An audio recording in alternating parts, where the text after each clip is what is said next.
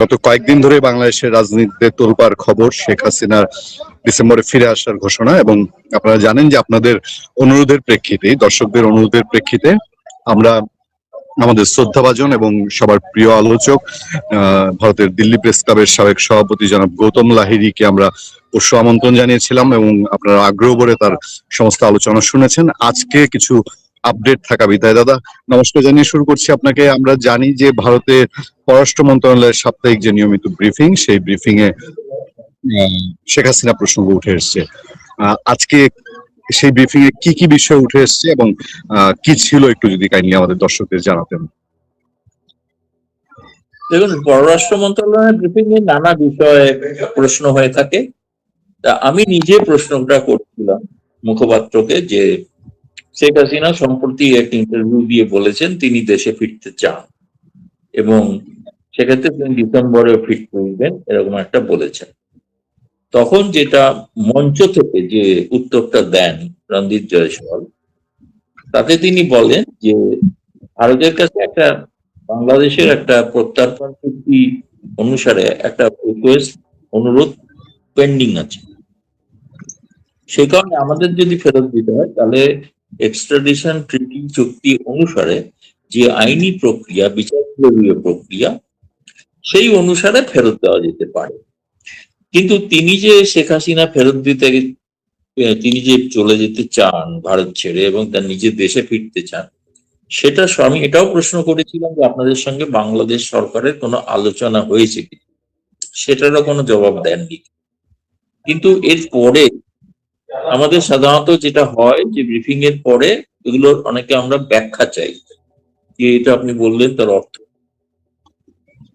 এটা, যেটাকে বলা যেতে পারে যে আপনার, এই জন্য আমরা যখন লিখি বা আমি লিখেওছি আজকে, এটা হচ্ছে পররাষ্ট্র মন্ত্রণালয়ের উচ্চপদস্থ সূত্র যিনি বলেন যে শেখ হাসিনা একজন মুক্ত, তিনি এখানে তিনি বাংলাদেশের নাগরিক, তিনি যদি ফিরে যেতে চান যেখানে যেতে চাইবেন তাতে ভারত সরকারের কোনো আপত্তি নেই। এবং দ্বিতীয়ত আমি তো বলেছিলাম যে আপনার তো কথা প্রকাশ্যে সরাসরি এটা বলা সম্ভব না, যেহেতু বাংলাদেশ সরকারের একটা এক্সট্রাডিশন ট্রিটি রিকোয়েস্ট আছে, কিন্তু তিনি যেতে চাইলে যেতে পারেন, তাতে কোনো অসুবিধা নেই। তখন আমি এটাও জানতে চেয়েছিলাম, আচ্ছা তিনি তো বলছেন যে বিমানে না গিয়ে সড়ক পথে যেতে পারেন, সড়ক পথে যেতে পারেন বলে বিমানে যাওয়ারও কোনো অসুবিধা নেই, কারণ তার তো পাসপোর্ট নাই। ওরকম প্রশ্নে আমরা এরকম অনেকেই ট্রাভেল ডকুমেন্ট দিই, ট্রাভেল ডকুমেন্ট সেইটাই ভ্যালিড ডকুমেন্ট আন্তর্জাতিক ভাবে, সেই ডকুমেন্ট নিয়ে তিনি যেখানে খুশি যেতে পারেন এবং শুধু বাংলাদেশ কেন, পৃথিবীর যেখানে রেখে যেতে পারে, তাতে কোনো অসুবিধা নেই। এভাবে ভারত থেকে বহু আওয়ামী লীগ নেতা ট্রাভেল ডকুমেন্ট নিয়ে বিভিন্ন দেশে গেছেন। ফলে এইটা যে একটা বিষয় যে আমরা এই প্রথম জানতে পারলাম ভারত সরকারের মনোভাব এবং প্রতিক্রিয়া, তারা এটাও বলছেন তিনি আমাদের, আমি বললাম বাংলাদেশে একটা প্রচার আছে, কিছু সিনিয়র সাংবাদিক প্রচার করছেন যে তিনি নাকি বন্দী। প্রশ্নই ওঠে না, তিনি আমাদের সম্মানিত অতিথির প্রতি যে আচরণ আমরা করে থাকি তার প্রতি সেই আচরণই করা হয়। মানে তার প্রতি সম্পূর্ণ সহানুভূতি, সহমর্মিতা এটা যে ভারত সরকারের আছে এটা কিন্তু স্পষ্ট। ফলে আজকের আপডেট হচ্ছে এটাই, শেখ হাসিনাকে এখন সিদ্ধান্ত নিতে হবে তিনি কিভাবে ফিরতে চান বা ফিরবেন। সেটা ভবিষ্যতে নিশ্চয়ই তিনি আমি জানি আরো 1 ডজন সাংবাদিক অপেক্ষা করছেন, মানে ভারতীয় এবং অভারতীয়, তার মধ্যে চীন, জাপান তাদের সাংবাদিকরাও আছেন, এমনকি কিছু পশ্চিমা সাংবাদিকও আছেন। তো সেগুলোতে তিনি আরো বেশি অনেক মানে খোলাসা করবেন যে কিভাবে তিনি ফিরতে চান। সোজা কথা হচ্ছে ভারত সরকারের কোনো আপত্তি কিচ্ছুতেই নেই, তিনি যেভাবে চাইবেন সেভাবে দিতে পারেন। ভারত কি আর যদি কোনো সহযোগিতা চায় শেখ হাসিনা, সেটা দেওয়ার মন মানসিকতা রাখে কিনা আপনার কি মনে হয়? যে কারণ এই আশাটা তো জানতেন আজকের প্রথম দিনেতেই তো এত কিছু মানে আলোচনা করা সম্ভব নয়, এত সময়ের সাপেক্ষ ব্যাপার এটা। এখন তিনি যদি কোনো সাহায্য চান, তাকে তার দেশে ফেরত যাওয়ার জন্য যে ব্যবস্থা করা দরকার সেটা করা হবে। কিন্তু আর কি সাহায্য বলতে কি, সেটা সাথে শেখ হাসিনা কি বলতে হবে যে আমি ভারতের থেকে আরো এই সাহায্য চাই, সেই সাহায্যটা কি না জানতে পারলে তো মানে আন্দাজে কোনো কথা কমেন্ট করা সম্ভব নয়, তাই না? আগে জানতে হবে যে তিনি কি চাইছেন। তিনি এমন আপাতত ঘোষণা করেছেন তিনি ফিরবেন, তাতে ভারত সরকারের কোনো আপত্তি নেই। এমন কি কোনো সম্ভাবনা দেখছেন যে শেখ হাসিনার দিক থেকে বাংলাদেশের কাছে ট্রাভেল পাস চাওয়া হতে পারে, বা এরকম কোনো আলাপ আছে কিনা? এটা হচ্ছে না না, আমি তো সেটা সবটা আগাম বলতে পারবো না, কিন্তু আমি এটা বলছি শেখ হাসিনার সিদ্ধান্ত নেওয়ার পরে এখন তারেক রহমান সরকারের কোর্টে এই বলটা আছে, এবং যে বলটার কারণে আমার মনে হয় যে তাদেরকে এখন যদি ধরুন ভারত সরকার একটা ট্রাভেল ডকুমেন্ট দিল যেটা নিয়ে বাংলাদেশে তিনি যাবেন, সেক্ষেত্রে তারেক মানে বর্তমান বাংলাদেশ সরকারকে সিদ্ধান্ত নিতে হবে ভারত সরকারের ট্রাভেল ডকুমেন্টটাকে তারা অ্যাকসেপ্ট করবেন না রিজেক্ট করবেন। সেটা তো তাদের সিদ্ধান্ত, সেটা তো সেই সিদ্ধান্তটা আমি এখান থেকে বসে তো বলতে পারবো না। কিন্তু তারা চাইছেন কি চাইছেন না, এটা আমার মনে হয় আপনারা আপনাদের পররাষ্ট্র মন্ত্রণালয়কে জিজ্ঞেস করতে পারেন। বাংলাদেশের ভেতরে একটা এরকম মনোভাব আছে যে শেখ হাসিনা না আসুক, উনি না আসাটাই ভালো।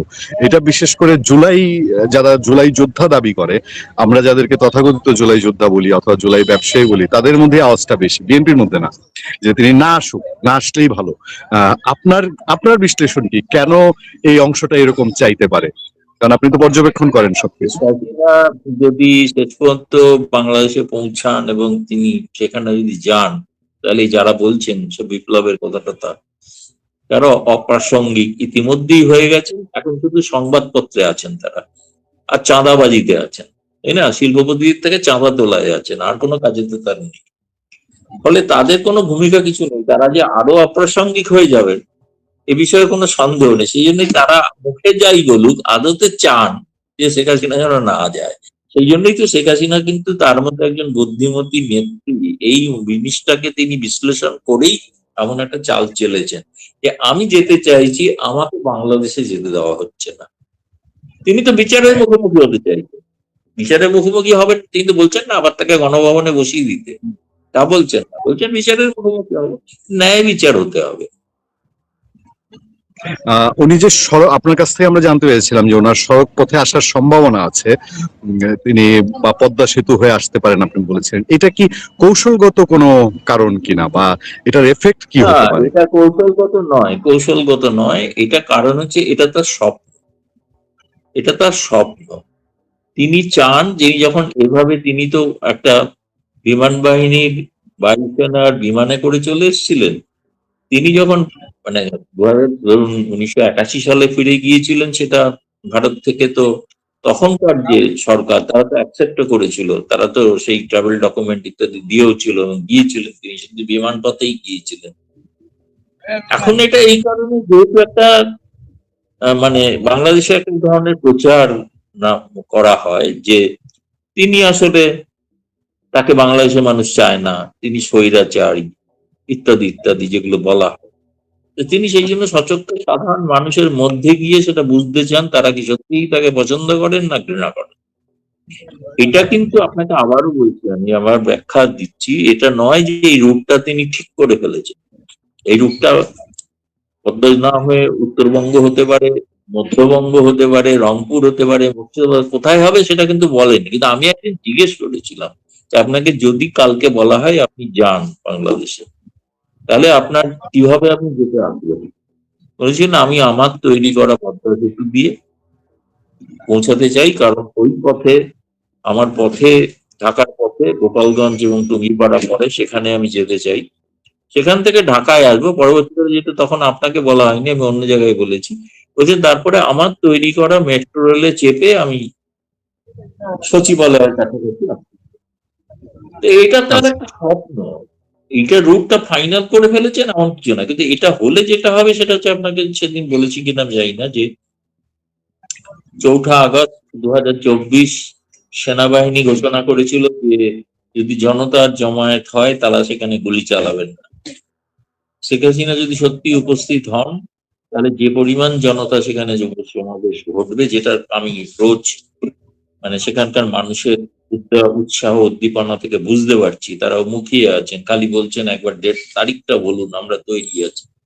এই যে লাখো লাখো লোক যে হাজির হবে, তাহলে সেনাবাহিনীকে সিদ্ধান্ত নিতে হবে যে আমরা তাদের ওপর গুলি চালাবো না। কারণ যদি তারা এই সিদ্ধান্ত না নেন তাহলে প্রমাণিত হবে যে 4 আগস্ট 2024 সেনাবাহিনী একটা পক্ষের কাজ করেছে, তারা যে নিরপেক্ষ নন এটা প্রমাণিত হবে। সুতরাং এটাও শেখ হাসিনার একটা চাল, সেনাবাহিনীর উপর চাপ যে আপনারা এটা ঘোষণা করুন, সেদিন যারা পৌঁছাবো আমি তখন যে লাখো লাখো মানুষ আসবেন তাদের উপর যেন গুলি চালানো না।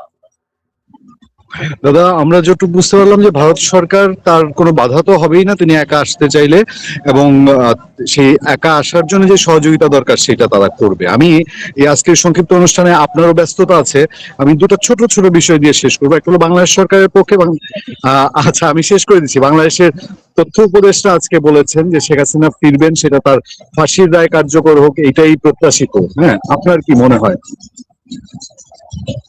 যা কিছু বলে বলবো, উনি মাথা ঘামাচ্ছি। তিনি ফিরছেন, তৈরি থাকুন ডিসেম্বর, মানসিকভাবে, শারীরিকভাবে, সামরিকভাবে তৈরি হন।